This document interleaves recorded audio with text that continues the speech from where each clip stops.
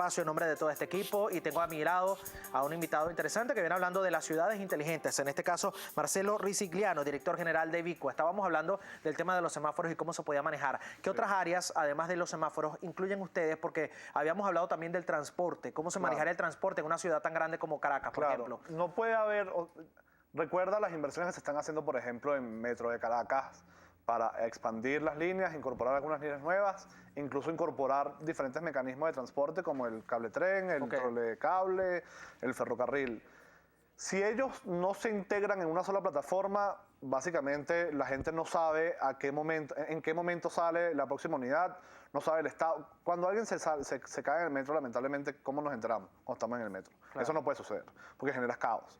¿Cuál es la solución además cuando pasa eso? La gente sale a la calle y camina. Una ciudad como Caracas no puede permitirse eso porque ahí sí es el colapso total.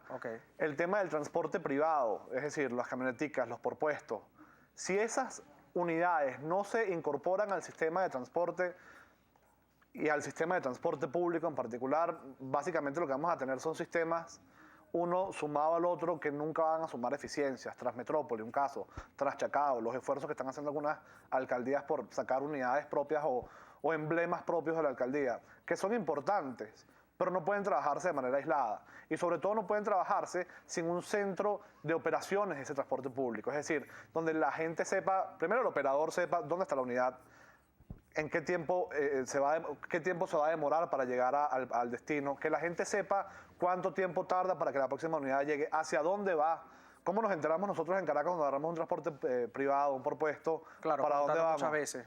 Chaqueadito, ¿sabes? Eso no pueden ser formas de transportar. Es que haya una información tecnológica inteligente y que sea más rápida en todo caso. Pantallas, por ejemplo. La gente tiene que pararse en la parada, mirar, esto va para no sé dónde. Y ya sabe. Tarda tanto tiempo y puedes planificar también tu día. O sea, en 15 minutos puedes ir al banco, puedes tomarte un café, te encuentras con alguien, resuelves algo. Es importante. Sumado al tema del internet abierto, por lo menos en principales plazas públicas de la ciudad. La gente no tiene que estar con ese inconveniente de si se me acabó el saldo o no se me acabó el saldo para básicamente manejar su vida. Cada uno de nosotros manejamos gran parte de nuestro día desde el teléfono, porque hacemos grandes actividades personales, evidente, pero de trabajo con la herramienta del teléfono. Y si no, o sea, si están cada una de esas herramientas aisladas, va a ser muy difícil que la ciudad pueda progresar. En el caso, lo estábamos conversando fuera de cámara, de los Estados Unidos, que por ejemplo tienen el sistema con el automóvil, que por el peso sabe si está, si no está, que también incluso conversábamos sobre Ciudad de México, que es una ciudad incluso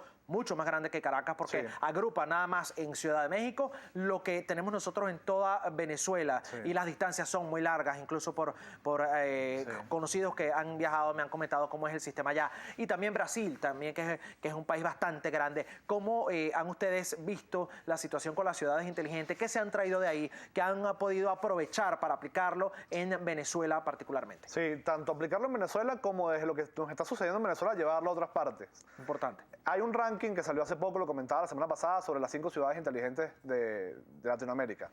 Buenos Aires, Santiago de Chile, México DF, Río de Janeiro y Bogotá. ¿Por qué son ciudades inteligentes? Que tampoco se comparan con un Berlín o con Tokio, pero son ciudades que están por lo menos apuntando hacia que eso suceda. Son ciudades que uno ha incorporado al tema del transporte urbano, le han dado la prioridad necesaria. Todas esas ciudades, o la mayoría de ellas al menos, tienen sistemas de transporte superficiales, es decir, con canales exclusivos, con un único mecanismo de pago, con un centro de operaciones. Son ciudades en donde hay un centro de operaciones para la semaforización, para saber cuánta gente entra y sale. En Caracas, cada vez que hay temporadas altas, ¿cómo nos enteramos o cómo planificamos el retorno de los temporadistas cuando suceden estos eventos?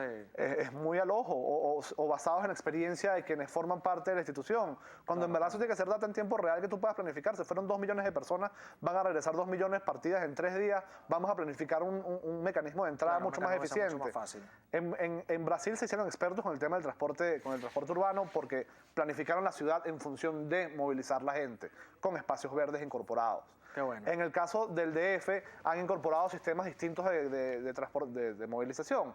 Las bicicletas eléctricas. Eso te iba a comentar, que tienen como la señalización, el camino para las bicicletas aparte y están en eso, ¿no? Es así. En Bogotá también tiene la ciclovía, pues como una de las grandes conclusiones del periodo electoral del alcalde Peñalosa. En Estados Unidos, lo que comentabas, y sucede también en muchas partes, en Venezuela, un proyecto que todavía esperamos que salga adelante, hay un tema de saber el peso de los vehículos. ¿Qué pasa en la regional del centro o en la autopista que viene de Guarenas a Caracas? Que las unidades pasan de un lado al otro y por eso siempre están asfaltándose esas autopistas, porque no sabemos cuál es el peso. Los choques constantes en la autopista Francisco Fajardo por la altura de los camiones. Hubo intentos por saber cuál era la altura del vehículo, pero el proyecto se quedó quizás a la mitad. Hace falta darle un poco de continuidad también a los proyectos y darle esa conclusión final para que cada vez sean pasos que se puedan ir sumando.